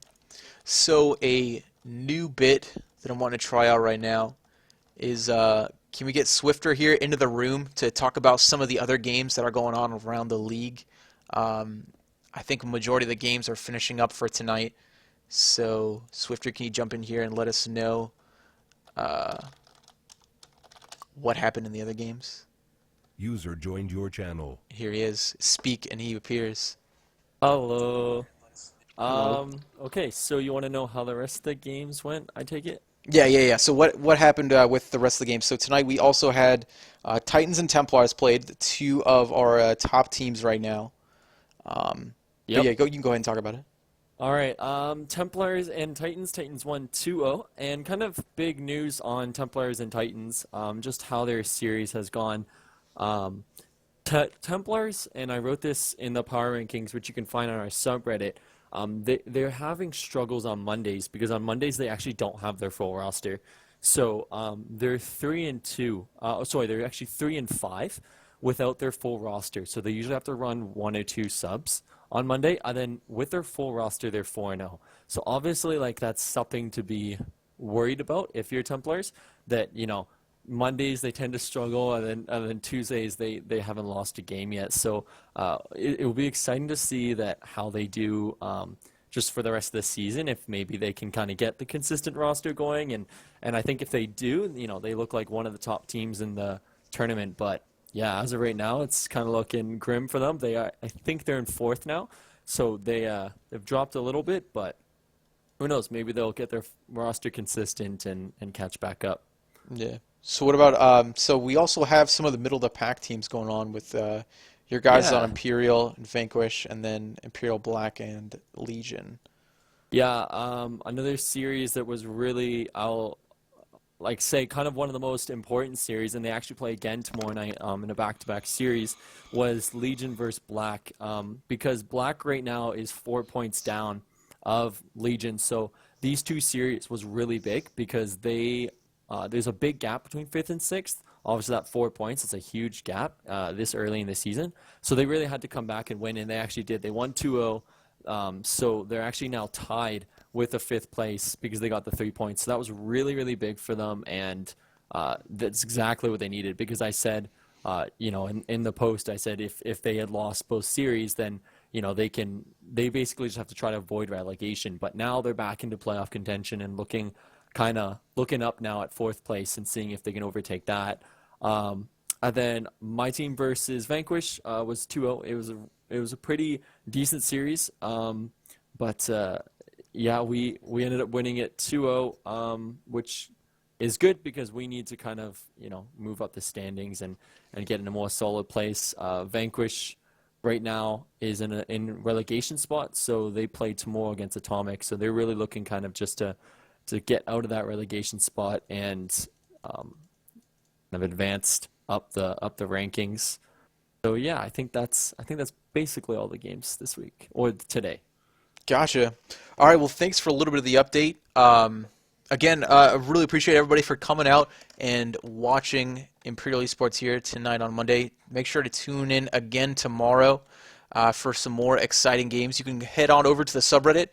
You can get news, check out stats, find any of our players, look to join some teams. Obviously, we have a little bit of gaps here, and all of our teams could use some more players. So, yeah, this has been I've been Bluev and Luminiscus. You got any words to send us out here?